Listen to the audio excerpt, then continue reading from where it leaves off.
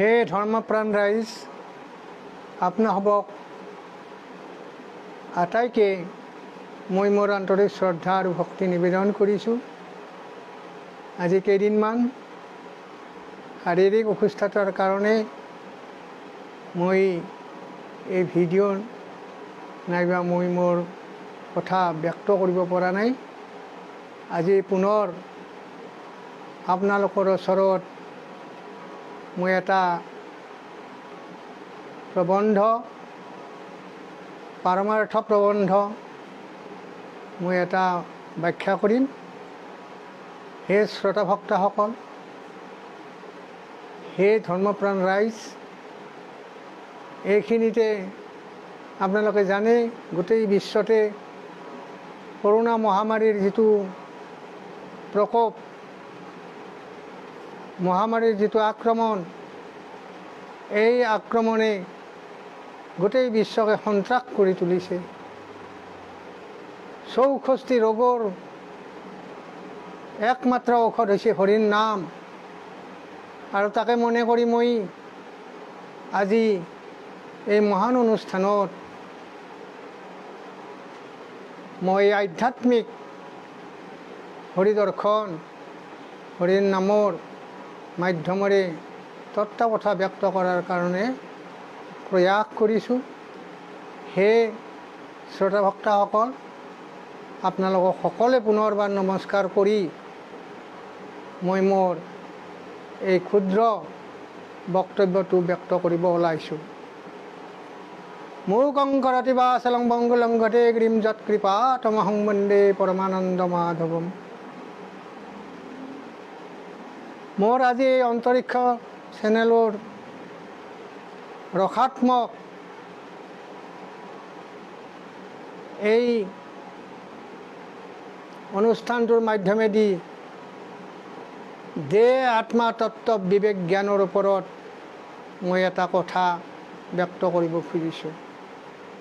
দেহ আত্মা তত্ত্ব বিবেক জ্ঞান, এই কথাখিনি বেদ বেদান্ত, গীতা ভাগৱত বা হৰিৰ নামৰ আত্মাৰ স্বৰূপ জ্ঞান, ই নিগম তত্ত্ব, ই পাৰমাৰ্থ তত্ত্ব, ই ব্ৰহ্মতত্ত্ব বুলিও মানে খ্যাত আৰু বিখ্যাত। আৰু এইখিনি কথা অকল মনুষ্য লোকতেই নহয়, দেৱলোকত বা অন্যান্য লোকত ই মানে প্ৰযোজ্য। আৰু এই অশান্ত সময়ত এই নিজকে প্ৰশান্ত কৰাৰ কাৰণে এইখিনি কথা মই হাতত লৈছোঁ আৰু ব্যক্ত কৰিব বিচাৰিছোঁ। শ্ৰোতা ভক্তসকল, দেহ আত্মা তত্ত্ব বিবেক জ্ঞান, এই জ্ঞানটো সমস্ত লোকে জানিব লাগে, অন্তৰত অন্তৰ্হিত কৰিব লাগে, চিত্তত স্থাপনা কৰিব লাগে আৰু মনত সেই ভাৱনাটো সদায় ৰাখিব লাগে। সেইকাৰণে কয় যে বেদান্ত দৰ্শনৰ মূল ধাৰাই হৈছে দেহ আত্মা তত্ত্ব বিবেক জ্ঞান বুলি কৈছে। শ্ৰোতা ভক্তসকল, মাত্ৰ আমি চেষ্টাহে কৰিব পাৰোঁ, ইয়াৰ সামফলতাৰ কৃপাদৃষ্টি ভগৱানে চাই। সেইকাৰণে সদায় সৰ্বঠাই আমি ভগৱান বিশ্বাস কৰিব লাগে যে আজিৰ যিটো মোৰ কথা বিষয়, সেই বিষয়ত আছে কি দেহ আত্মা তত্ত্ব বিবেক জ্ঞান। এতিয়া দেহ বুলিলে আমি কি বুজোঁ? অখণ্ড শৰীৰটোকে দেহ বুলি কয়। তুমি সত্য ব্ৰহ্ম, তোমাতে প্ৰকাশে জগত এইটো অখণ্ড, অখণ্ড জগতখনো অখণ্ড যেন প্ৰকাশয়। অৰ্থাৎ মহাপ্ৰভু সেই সন্তদেৱৰ পৰা আমাৰ এই অখণ্ড দেহৰ শৰীৰৰ বা প্ৰকৃতিৰ বা ক্ষেত্ৰৰ জন্ম হয়। এই যে আমাৰ শৰীৰটো আছে, এই শৰীৰটো পঞ্চভূতে প্ৰকাশ পায়। ক্ষিতি অব তেজ মৰুদ্বম, খেতিয়ক তেজ মোৰ কোন বাৰু? পূৰ্বতে ব্ৰহ্মকুণ্ড, তাৰপিছত পিতৃশিৰ, তাৰপিছত মাতৃগৰ্ভ, তাৰপিছত ভূমিত, তাৰপাছত এই সমাজত। মুকুট কুণ্ডল যেনে সুবৰ্ণৰ ভিন্ন নুহি, মিছা মাত্ৰ নামৰ উপযত। ঠিক তেনেধৰণে এই পঞ্চভূত পৃথক নুহি প্ৰভুৰ পাৰমাৰ্থ দৃষ্টিত সেই ব্ৰহ্মই বুলি কৈছিল। তেতিয়াহ'লে কি বুজা গ'ল? ব্ৰহ্মৰ দ্বাৰাই, ব্ৰহ্মৰে আন এটা নাম পৰমাত্মা, পৰমাত্মাৰ আন এটা নাম হৈছে কি? আত্মা। গতিকে বুজা যায় আমাৰ শৰীৰটো সেই পৰমাত্মা নাইবা আত্মা বা সেই ব্ৰহ্মৰ পৰাই স্থিত হৈছে। ইয়াত সন্দেহ সংশয় একোৱেই নাই। পঞ্চভূতি দেহাটো দুই ঠাইত আলোচনা কৰিব পাৰি।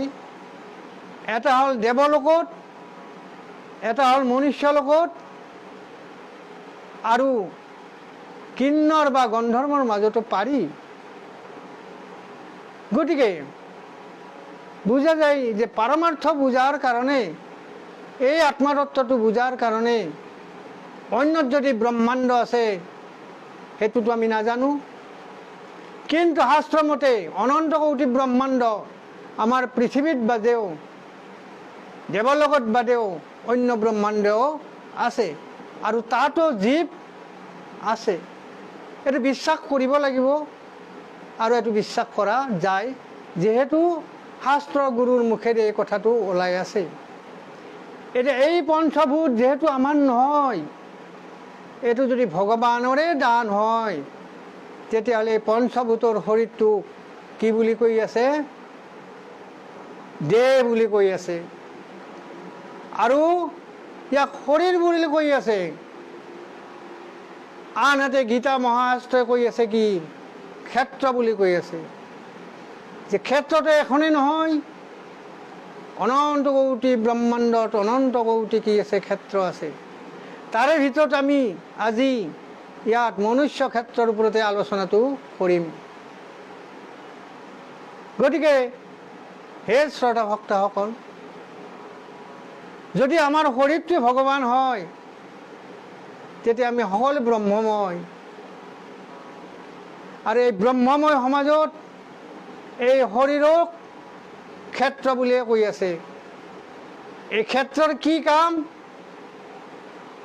এই ক্ষেত্ৰৰ কাম হ'ল জীৱৰ নিবাস, জীৱৰ আস্থান। জীৱে এই শৰীৰত বাস কৰে। সেইকাৰণে কি বুলি কৈছে? এই শৰীৰটোক জীৱৰ নিবাস বুলি কৈছে। আনহাতে শুনি লওক, এই দেহৰ ভিতৰতে কোন আছে? ভগৱান কৃষ্ণ, বিষ্ণু নাইবা সেই ব্ৰহ্মই আমাৰ মাজত আত্মাৰূপে আছে। সেইকাৰণে আত্মাই ইয়াতে নিবাস কৰে, আত্মাই আমাৰ মাজত নিবাস কৰে। নিবাস কৰিলেও আত্মাৰ কি হ'ব? স্থিতিটো আমাৰ কাৰণেহে, জীৱৰ কাৰণেহে, মনুষ্যৰ কাৰণেহে, দেৱলোকৰ কাৰণেহে। গতিকে হে শ্ৰদ্ধা ভক্তসকল, সেইকাৰণে ভগৱান বিষ্ণু কৃষ্ণক বাসুদেৱ বুলি কয়। আমাৰ মাজত নিবাস কৰে কাৰণে, আমাৰ মাজত নিবাস কৰে কাৰণে ভগৱানৰ আন এটা নাম বাসুদেৱ। আৰু এটা অৰ্থ আছে, আগম অৰ্থ, বসুদেৱৰ পুত্ৰ কাৰণেও বাসুদেৱ বুলি কয়। সদায় মন কৰিব লাগিব যে বেদান্ত দৰ্শন যিমানেই ব্যক্ত কৰি আছে, সমস্ততে দুটা ধাৰা দি আছে। এটা ধাৰা হৈছে আগম প্ৰবৃত্তিযুক্ত, আৰু এটা হ'ল নিগম। গতিকে নিগমত বিচাৰ কৰিলেহে তত্ত্বজ্ঞানটো পোৱা যায়। এই কথাটো শাস্ত্ৰগুৰুৱে আমাক কৈ আছে। যিয়ে নহওক, দেহটো, শৰীৰটো এই জীৱৰ নিবাস, জীৱৰ বাসস্থান। আৰু এই জীৱৰ বাসস্থান কাৰণে এই বাসস্থানটো আমি কি কৰিব লাগিব? সুগম কৰি ৰাখিব লাগিব। আপোনালোকে জানে 64টা বেমাৰে আমাক দিনে ৰাতি আক্ৰমণ কৰি আছে। শাস্ত্ৰ মতে 64 ৰোগৰ পৰা ৰক্ষা কৰিব লাগিলে আমি কিছুমান নিয়ম আৰু নীতিত থাকিব লাগিব। সেই নিয়ম নীতিত আমি যেতিয়া থাকিম তেতিয়া আমাৰ এই শৰীৰ এই দেহ সুস্থ হৈ থাকিব। আৰু সুস্থ হৈ থাকিলেহে জীৱ আমাৰ মাজত থাকিব। আৰু জীৱটো থাকিলে কি হ'ব যে সমাজখন থাকিব। আৰু সমাজখন থাকিলে কি হ'ব সেই সমাজে ভগৱানৰ সেই অভয় অমৃত বৈকুণ্ঠৰ কথা অন্তৰ্হিত কৰিব পাৰিব, অন্যথা নোৱাৰে। গতিকে দেহ শ্ৰদ্ধা ভক্তসকল, দেহ বুলিলে দুটা কথা। দেহৰ দুটা ভাগ। দেহকে প্ৰকৃতি বুলি কয়। প্ৰকৃতি দেহ আৰু প্ৰকৃতি জীৱ। দেহ প্ৰকৃতিক কি বুলি কৈছে? অপৰা প্ৰকৃতি বুলি কৈছে। আৰু জীৱ প্ৰকৃতি কি বুলি কৈছে? পৰা প্ৰকৃতি বুলি কৈছে। অনন্ত কোটি ব্ৰহ্মাণ্ডখনে হৈছে কি জানে? প্ৰকৃতি। পুৰুষ একেজনে। সেইকাৰণে কৈছে বেদত একং সদ বিপ্ৰা বহুধা বদন্তি। আন নানা স্তুতি মোক মাত্ৰ বোলে বেদমন্ত্ৰে দিলো সাক্ষী। এক ভগৱন্ত আৰু ভকতবিলাকে বৈষ্ণৱবিলাকে শিষ্যবিলাকে কি বুলি কৈছে? প্ৰকৃতিবিলাকে কি বুলি কৈছে? তেওঁৰ জন্ম কৰ্ম গুণ লীলা চৰিত্ৰ কাৰ্য কাৰণ এই সমস্তৰে ওপৰত নিৰ্ভৰ কৰি তাৰে নামাৰ্থ তাৰে বেদাৰ্থ ব্ৰহ্মাৰ্থ অৰ্থ প্ৰকাশ কৰি তেওঁক মাতি থাকে। সেইকাৰণে এক ভগৱন্তৰ নাম অনন্ত নামত পৰিণত হৈছে। হে সাধু বৈষ্ণৱসকল, চাব এই যি নাম আছে ভগৱানৰ নামতে কি আছে? কাৰ্য কাৰণ ক্ৰিয়া চেষ্টাদি দৈৱত কৰ্মৰ ফালেদি। আনপিনে কি আছে? ইয়াতে আছে কি? ভক্তি তত্ত্ব, জ্ঞান তত্ত্ব, কৰ্মতত্ত্ব, সুন্দৰ পাৰমাৰ্থ তত্ত্ব, 4 পুৰুষাৰ্থৰ তত্ত্বজ্ঞান আছে। আৰু কি আছে? লিংগ দেহাৰ সূক্ষ্ম দেহাৰ কৰ্মাণী আৰু ধৰ্মাণীবিলাকো ইয়াতে আছে। এতিয়া আজি মই কি ব্যাখ্যান কৰি আছো? যে ব্ৰহ্মতত্ত্ব, অন্তৰিক্ষ তত্ত্ব, পাৰমাৰ্থ তত্ত্ব, বেদৰ অৰ্থ মই কি কৰি আছো? ব্ৰহ্মতত্ত্ব যিটো কৰি আছো সেইটো একদম চকুৰে নেদেখা, ইন্দ্ৰিয়ে ঢুকি নাপাওঁ। অবাং ন মনস গোচৰ চক্ষু ন চাক্ষুষা। ইন্দ্ৰিয়ে নাপাৰে লৈতে মন অগোচৰ অচিন্ত অব্যক্ত পৰম ব্ৰহ্ম নিত্য সনাতন। এই কথাখিনিয়ে ব্ৰহ্ম। শ্ৰদ্ধা ভক্তসকল, যেতিয়া আমি প্ৰকৃতি অৰ্থাৎ দেহ আমি আলোচনা কৰি আছো, এই শৰীৰৰ কথা কৈছো, মই ব্যাখ্যা কৰিলোঁ। আৰু শৰীৰৰ ভিতৰত যিটো জীৱ আছে সেইটো পৰা প্ৰকৃতি। জীৱটো কি বস্তু বাৰু? দশা বায়ুৰ প্ৰাণ বায়ুটোকে কোৱা হৈছে জীৱ শক্তি, তাকে জীৱ বুলি কয়। আনপিনেৰে কৈছি ই আত্মাৰ সন্তান, সেইকাৰণে জীৱক জীৱাত্মা বুলি কৈছে। সেইদৰে আত্মাৰ সন্তান দেহটো কাৰণে দেহক দেহাত্মা বুলি কৈছে। এতিয়া আমি আলোচনা কৰি আছো জীৱাত্মাৰ কথা। বিভিন্ন শাস্ত্ৰই বিভিন্ন নাম দি এই প্ৰকৃতিক অৰ্থাৎ দেহক মাতি আছে। গতিকে এই যে জীৱ, সেই জীৱক গীতাই কি বুলি ব্যাখ্যা কৰি আছে? নিৰন্তৰে ক্ষেত্ৰজ্ঞ বুলি কৈ আছে। ক্ষেত্ৰজ্ঞ ক্ষেত্ৰজ্ঞ ক্ষেত্ৰজ্ঞ।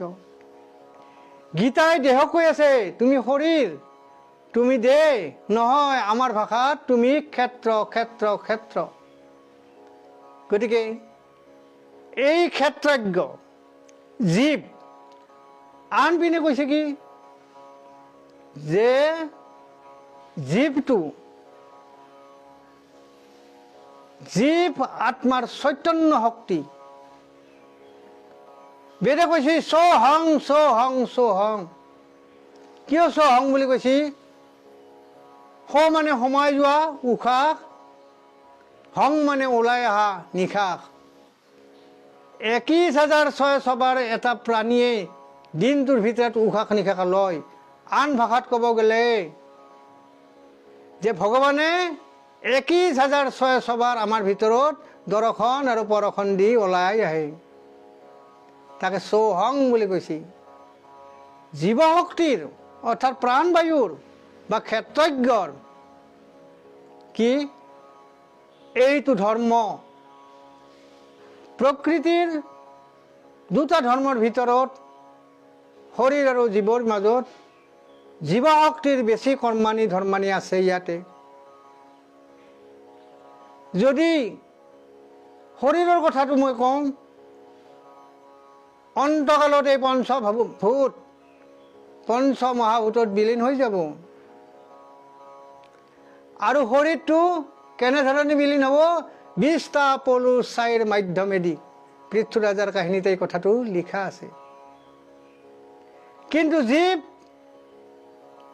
এই জীৱে শৰীৰৰ পৰা গুচি যায় তেওঁৰ কৰ্মৰ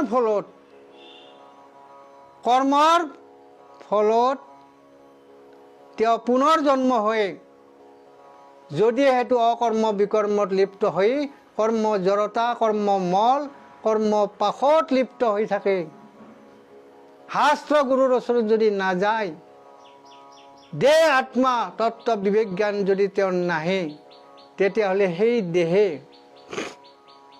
কি হ'ব? সেই দেহৰ মাজত থকা জীৱে পুনৰ জন্ম হ'ব। সেই পুনৰ জন্ম যিটো হয় তাৰে নাম হ'ল মৃত্যু। ৰাজা পৰীক্ষিতে পৰোক্ষবাদ মহাভাগৱতৰ মূল ধাৰা।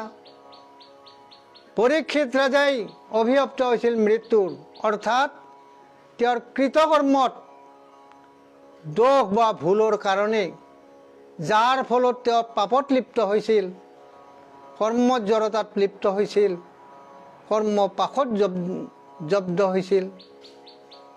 সেই ফলত তেওঁ পুনৰ জন্ম হৈ কি কৰিব? নিকাৰ ভুঞ্জিব লাগিব। এই অভিশপ্ত আছিল। গতিকে এই ক্ষেত্ৰজ্ঞই, এই জীৱে কি কৰে? আমাৰ সমস্ত পাপ পুণ্যটো বহন কৰে। কেনেকৈ কৰে? পুনৰ জন্ম, পুনৰ দেহ লৈ পেলাই তেওঁ গুচি যায়। এডাল জোকে আশ্ৰয় লোৱা বুনৰ পৰা আন বুনলৈ যেনেকৈ গুচি যাব পাৰে, এডাল তৃণৰ পৰা আন এডাল তৃণকলৈকে যেনেকৈ যায়, ঠিক তেনেধৰণে এই জীৱে এইটো দেহাৰ পৰা সেইটোলৈ গৈ থাকে। এইটো হ'ল কি? উচ্চ হিন্দু ধৰ্মৰ উচ্চ বাদ কথা, গীতাৰ মূল কথা বুলি কৈছে। চাব, এই যি শৰীৰত থকা প্ৰকৃতি, জীৱ, দেহ, তেওঁৰ লগত কিছুমান নেদেখা তত্ত্ব তাত সোমাই থাকে। সেই তত্ত্বকেইটা কি বুলি কয়? লিংগ বুলি কয়। যেনে 5টা জ্ঞানেন্দ্ৰিয়, 5টা কৰ্মেন্দ্ৰিয়, 10টা ইন্দ্ৰিয়, মনক লৈ 11 ইন্দ্ৰিয়। 11 ইন্দ্ৰিয়ৰ সম্বন্ধটো কেনেকৈ থাকে? জীৱৰ লগত থাকে। তাৰে ভিতৰত এই কথা আৰু মন কৰিবলগীয়া কি? যে 5টা জ্ঞানেন্দ্ৰিয় সূক্ষ্ম, মনক লৈ 6টা। মনো মানুহৰ দেখা বস্তু নহয়। মায়া, মদ, অহংকাৰ চকুৰে দেখা বস্তু নহয়। ৰূপ, ৰস, গন্ধ, স্পৰ্শ, শব্দ তন্মাত্ৰ বুলি কয়। এই পঞ্চ তন্মাত্ৰ, যাক বিষয় বুলি কয়। আৰু কাম, ক্ৰোধ, লোভ, মোহ, মদ, মাৎসৰ্য, এই ৰিপু। গতিকে এই 5টা জ্ঞানেন্দ্ৰিয়, মনক লৈ 6টা, মায়া, মদ, অহংকাৰ, ৰূপ, ৰস, গন্ধ, স্পৰ্শ, শব্দ, আৰু কাম, ক্ৰোধ, লোভ, মোহ, মদ, মাৎসৰ্য, এইকেইটাক লিংগ বুলি কয়। এই লিংগ সমস্তই জীৱৰ লগত প্ৰসংগ কৰে, অৰ্থাৎ জীৱৰ লগত সংগ হৈ থাকে। হে শ্ৰোতা ভক্তসকল, আমাৰ পাপ পুণ্য মানে কি? এই লিংগ দেহাত যদি চেক থাকে, ভুল থাকে, দোষ থাকে, তেতিয়া সেইটোৱে হ'ল পাপ জীৱৰ। যেনে পাঁচটা জ্ঞানেন্দ্ৰই যদি পাৰমাৰ্থ কথাত জ্ঞানজ্ঞ নহয়, তেতিয়াহ'লে সেই জীৱে মানে কি হ'ব? কৰ্মদোষত পৰিব, কৰ্মদোষত পৰে। আন পিছে মনৰ হ'ল দুটা ধাৰা, এটা সংকল্প, এটা বিকল্প। বেয়া কথা যদি চিন্তা কৰে, তেতিয়া তাতো পাপৰ জন্ম হয়, অৰ্থাৎ কৰ্মত কি হয়? দোষ হয়। কৰ্মত জড়তা, কৰ্মত মল আহে বুলি কৈছে।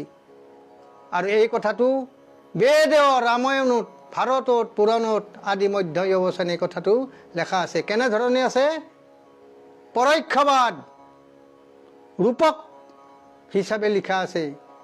বেদৰ পৰোক্ষবাদ পণ্ডিতে নুবুজে, মূৰ্খই বুজে যদি গোবিন্দক ভজে। সেইকাৰণেতো ভজনাৰ মাধ্যমেদি থাকিব, ভজনাৰ মাজেদিহে ইয়াক অধিগ্ৰহণ কৰিব পাৰিব। তেতিয়া মনৰ সংকল্প যদি থাকে, কিবা কাৰণে যে মনটো যদি ভাল কাম কৰিম বুলি মনতে যদি এটা ভাবি লয়, তেতিয়াহ'লে কি হ'ব? তেওঁৰ মানে পুণ্য সঞ্চয় হ'ব। অৰ্থাৎ মনৰ ভাৱক কৰ্ম বুলি কয়, আৰু সেই কৰ্মই মানুহক কি কৰে? পুৰুষোত্তম কৰে বুলি কৈছে।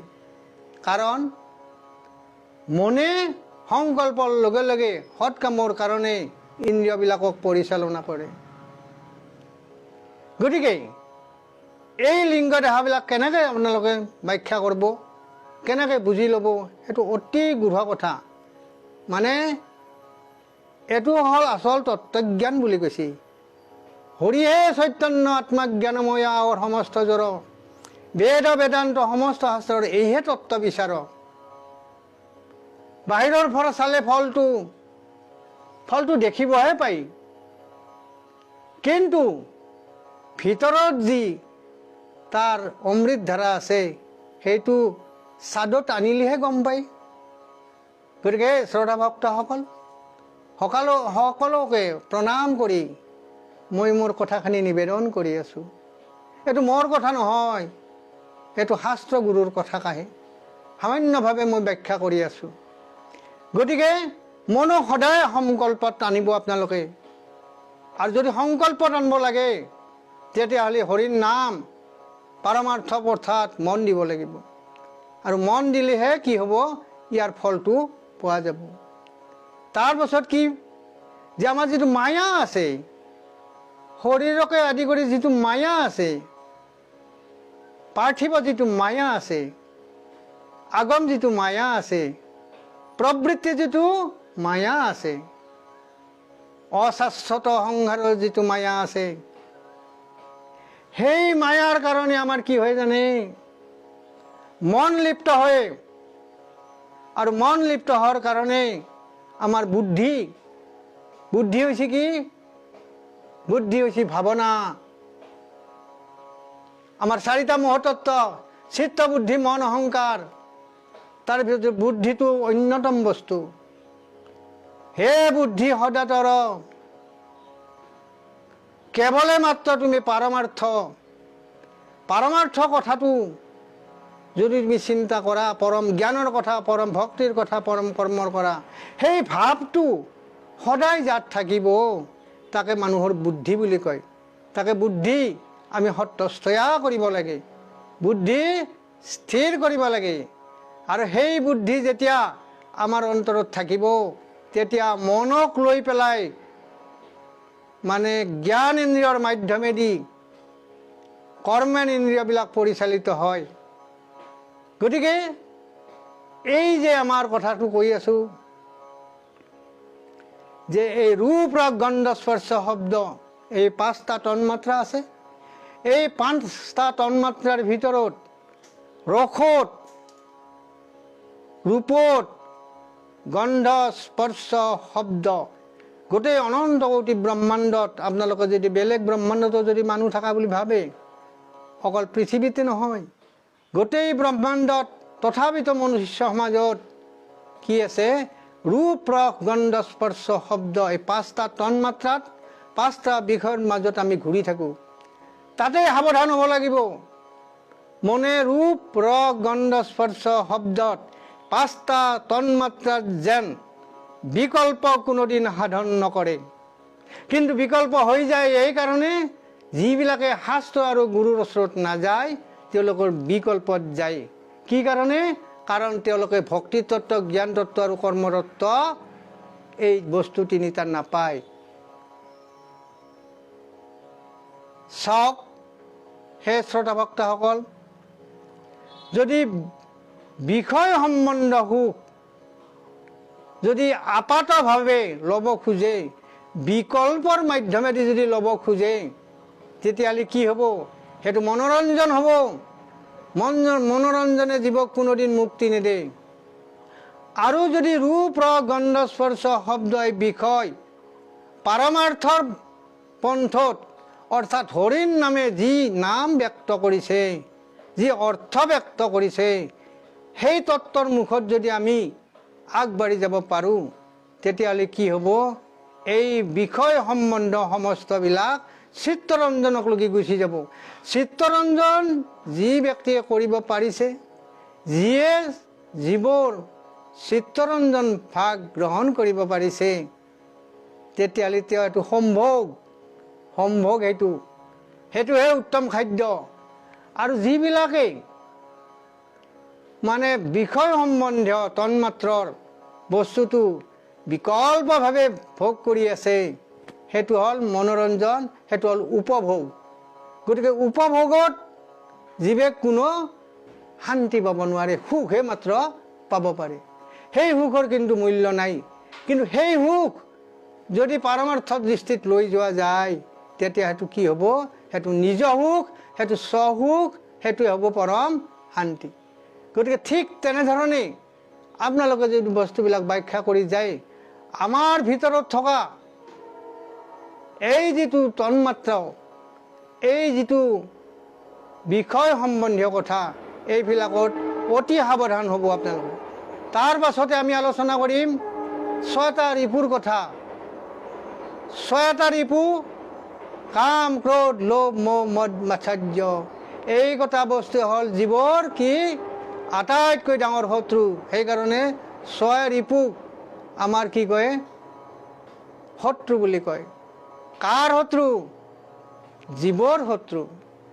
এই জীৱৰ শত্ৰু আপোনালোকে চিনিব লাগিব, বুজিব লাগিব। আৰু কি কৰিব লাগিব? তাৰ কথা শ্ৰৱণ কীৰ্তনটো কৰিব লাগিবই, আৰু ৰমন্থন কৰিব লাগিব, ভাবিব লাগিব। শ্ৰৱণ কীৰ্তন কৰি কথাখিনি শুনি তাক যদি ৰমন্থন নকৰে, তেতিয়াহ'লে তাৰ আচল স্বাদটো নাপাব, আচল তত্ত্বটো বুজি নাপাব। কামত সাৱধান হ'ব, ক্ৰোধত সাৱধান হ'ব। কিয়? ক্ৰোধে পাপ, ক্ৰোধ কৰিলে পাপ, পাপে বিনাশ, পাপ হ'লে বিনাশ হ'বই। গতিকে এই ক্ৰোধ আপোনালোকৰ মহাশত্ৰু, জীৱৰ মহাশত্ৰু। সদায় ক্ৰোধৰ পৰা আপোনালোকে সাৱধান হ'ব লাগে, জীৱে সাৱধান হ'ব লাগে। গতিকে দেখা যায় এই যি কাম সাৱধান হ'ব লাগে, ক্ৰোধ, লোভ। লোভটো কি বস্তু জানে?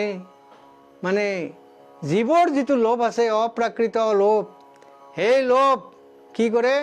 নৰকগামী কৰে বুলি কৈছে। অৰ্থাৎ সমস্ত ঈশ্বৰৰ ঐশ্বৰ্যৰ পৰা লাহে লাহে নামি আনি কি কৰে? সি নৰকক লৈকে গমন কৰিব দে, জীৱৰ মুক্তি নাপায় বুলি কৈছে। আলোচনা কৰিলোঁ আমি কামৰ কথা, ক্ৰোধৰ কথা, লোভ আৰু মোহ আৰু মাৎসৰ্য। মোহৰ কাৰণে কি হৈ যায়? আমাৰ জীৱে অকৰ্ম আৰু বিকৰ্ম কৰিব লগা হয়। কাৰণ এইটো এনেকুৱা এটা স্বাস্থ্য, এনেকুৱা এটা খাতিৰ স্বাৰ্থ যে এই মোহে আচলতে মানুহক কৰ্মভ্ৰষ্ট কৰে, পৰম জ্ঞানৰ পৰা বিচলিত কৰে, ভক্তিৰ পৰা বিচলিত কৰে। যদি ভক্তি বিচলিত হয়, যদি জ্ঞান বিচলিত হয়, যদি কৰ্মত ভ্ৰান্তি হয়, তেতিয়াহ'লে কি হ'ব? সেই জীৱে কোনোদিন মুক্তি পাব নোৱাৰে। এই হ'ল জীৱৰ মুক্তি, জীৱৰ মুক্তি। গতিকে এই কথাটো কাৰো লগত মানে তুলনা নাই। এইটো নিজৰ সম্পত্তি, এইটো নিজৰ ধন। ধৰ্ম অৰ্থ কাম মোক্ষ, যে আমি এই চাৰি পুৰুষাৰ্থ যেনেকৈ হামফল কৰিব লাগে, সেই অৰ্থত কথাখিনি মই কৈছোঁ যে ধৰ্ম যদি হামফল কৰিব লাগিব, এই মই কোৱা কথাখিনি পালন কৰিব লাগিব। মই মানে শাস্ত্ৰ গুৰু যিখিনি কথা কৈছি সেইখিনি পালন কৰিব লাগিব। অৰ্থ পাৰ্থিৱ যিমান আগম সম্পত্তি আছে সেইবিলাক সম্পত্তি বেলেগ, কিন্তু এৰে তত্ত্বজ্ঞানী হৈছে কি ধন। ধৰ্ম অৰ্থ কাম মোক্ষ, আৰু নিজৰ যিটো পাৰ্থিৱ কৰ্মানি আছে, সেই কৰ্মানিৰ যেন কোনোদিন চেক নালাগে, কোনোদিন যেন ভুল নহয়, কোনোদিন যেন মল নাথাকে। সেই কাম্য কৰ্মবিলাক নিষ্কামভাৱে হ'ব লাগিব। নিৰ্গুণ ব্ৰহ্মক পাব লাগিলে নিষ্কাম কৰ্ম লাগিব। এই নিষ্কাম কৰ্মটো মানে সাধনা কৰিব লাগিব। এই দেহ আত্মা তত্ত্ব বিবেক জ্ঞান অন্তৰত অন্তৰ্হিত দেখিলে তাত হিংসা কৰা, বেলেগৰ ভাল দেখিলে, উন্নতি দেখিলে তেওঁক প্ৰতি হিংসা কৰা আৰু অন্যায় কৰা, এই যিটো কথা তাকে মাৎসৰ্য হয়। মাৎসৰ্য ভাৱত কি হয়? তাতো সাত পুৰুষ নৰকত পৰে। সেইকাৰণে চোৰৰ ঘৰত চোৰ বেছিকৈ হয়, বেয়া ঘৰত মানুহ বেয়াকৈ হয়। বংশৰ তেজ তাকে বুলি কৈছে। এই বংশৰ তেজ শোধন কৰাৰ কাৰণে আমি কি কৰিব লাগিব? এই দেহ আত্মা তত্ত্ব বিবেক জ্ঞানত আমি জ্ঞানজ্ঞ হ'ব লাগিব। কিন্তু হে শ্ৰোতা ভক্তসকল, আজি আপোনালোকে ইয়াতে অতি কষ্ট কৰি এই কথাখিনি শুনাত ব্যস্ত হৈ আছে। এই অমৃতৰ সদৃশ বস্তু কেনে? এইটো বৈকুণ্ঠৰ বস্তু, এইটো পাৰ্থিৱ বস্তু নহয়। সেইকাৰণে কৈছে, শুনা আৰু তত্ত্বভেদ কল্পতৰু ভৈলা বেদ তাৰ ফল মহাভাগৱত। নাই হিতাহাৰ চাল নাছিলে কতকল স্বৰ্গমূত্ৰ পাতাল মধ্যত। কৃষ্ণৰ কৃপাত তেবে অৰ্ধেক বয়স গ'লে পাইলা ব্ৰহ্মা পদ্ম কলপত। ব্ৰহ্মাই দিলা নাৰদক এইটো হলৰ হৈছে তো, নাৰদে আনি ব্যাসক দিলা। তিলে কণে গেলা ভাগি ইডালে সিডালে ভোকমুখে ভূমিত পৰিলা। এইটো ভাগৱত ধাৰাৰ কথা মই কৈছোঁ। কিন্তু না কনিশ্চিত চতুৰ্বেদ পৰম ব্ৰহ্মম, ভগৱানৰ মুখৰ বাণী যত বেদ চয়, সেইকাৰণে শব্দ ব্ৰহ্ম জগতে ঘষয়। ভগৱানৰ মুখৰ বাণী, বেদতো এই কথাটো লিখা আছে, বেদতো এই কথাটো লিখা আছে। কিন্তু বেদৰ যিটো প্ৰকাশ ভংগী, এইটো অতি কঠিন, সাধাৰণ মনুষ্যৰ কাৰণে নহয়। আৰু সেয়ে সহজলভ্যৰ কাৰণে কি হৈছে? এই ভাগৱত তত্ত্বজ্ঞানৰ মাধ্যমেদি দেহ আত্মা তত্ত্ব বিবেক জ্ঞানটো ব্যক্ত কৰি আছে। হে শ্ৰোতা ভক্তসকল, অতি সুন্দৰ কথা। যদিও মোৰ মুখেদি মই কৈ আছোঁ, কিন্তু মোৰ বস্তু নহয় এইটো। এইটো শাস্ত্ৰ গুৰুৰ, অৰ্থাৎ বেদ বেদান্ত উপনিষদ সূৰ্য পুৰাণ, এই মহাভাগৱতৰ মানে এই অমৃত ধাৰা। আপোনালোকে বিশ্বাস কৰক যে অসমতে হওক বা গোটেই ভাৰতবৰ্ষত বৈষ্ণৱ যুগত যেতিয়া এই ধাৰাটো বৈষ্ণৱী কীৰ্তনৰ মাধ্যমেদি প্ৰকাশ পাইছিল, সেই সময়ত আমাৰ অসমত মানে কেইবাজনো গুৰু, বিশেষ কৰি মানে হৰিদেৱ, শংকৰদেৱ, দামোদৰদেৱ, মাধৱদেৱ, এখেতসকলে এই ধাৰাটো লৈছিল, দেহ আত্মা তত্ত্ব বিবেক জ্ঞান। আৰু সেই মহা অমৃতৰ সেই ভাণ্ডটো তেওঁলোকে নিজে আনি কি কৰিছিল? ঘৰে ঘৰে ব্যক্ত কৰিছিল। সেইকাৰণে নাম কীৰ্তন, নাম ঘৰ, এই সমস্তবিলাক প্ৰকাশ পাইছিল। গতিকে আজিৰ এই মহান অনুষ্ঠানত এই সামান্য ক্ষুদ্ৰ আকিঞ্চন নিকিঞ্চন মই এইখিনি কথা কোৱাৰ কাৰণে আপোনালোকে মোৰ ভুল দোষ ত্ৰুটি এইবিলাক মাৰ্জনা কৰি দিব আৰু ক্ষমা কৰিব। এই যোৱা কেইদিন মই পাৰা নাছিলোঁ, এইকাৰণে যে শৰীৰটো সিমান ভাল নাছিল। গতিকে মই এইটো পাৰোঁ মানে কৰি থাকিম। আৰু আপোনালোকক আগতে কৈছোঁ এই মহামাৰীৰ প্ৰকোপৰ পৰা ৰক্ষা পৰাৰ কিন্তু শাস্ত্ৰ গুৰু হিচাপে শাস্ত্ৰগুৰুৰ বচন হিচাপে মাত্ৰ এটাই কি পাৰমাৰ্থ ভাৱ ঈশ্বৰিক ভাৱ এই ভাৱটো আমি কি কৰিব লাগে অন্তৰ্হিত কৰিব লাগে। হে শ্ৰোতা ভক্তসকল আজিৰ এই মোৰ ক্ষুদ্ৰ অনুষ্ঠানটোত মই এইখিনি কথা ব্যক্ত কৰিলোঁ আৰু এই ব্যক্ত কৰা কথাখিনিৰ পৰৱৰ্তী কথা যিখিনি হ'ব এইখিনি কথা পৰৱৰ্তী অনুষ্ঠানত মই ব্যক্ত কৰিবৰ কাৰণে প্ৰয়াস কৰিম। আজিৰ কাৰণে মই গোটেই অসমৰ ৰাইজক গোটেই শ্ৰোতা ভক্ত বিশ্বৰ আৰু ওচৰতে মই লগ পোৱা আমাৰ সত্ৰৰ সত্ৰাধিকাৰ চৰণত প্ৰণাম কৰিলোঁ, সত্ৰৰ ভকতক কৰিলোঁ আৰু অন্যান্য যিবিলাক সপ্ৰেম ভক্তিৰে ভক্তিবান সেই সমস্তকে মই প্ৰণিপাত কৰি মোৰ আজিৰ এই অনুষ্ঠানটো সাংগ কৰিলোঁ। নমস্কাৰ।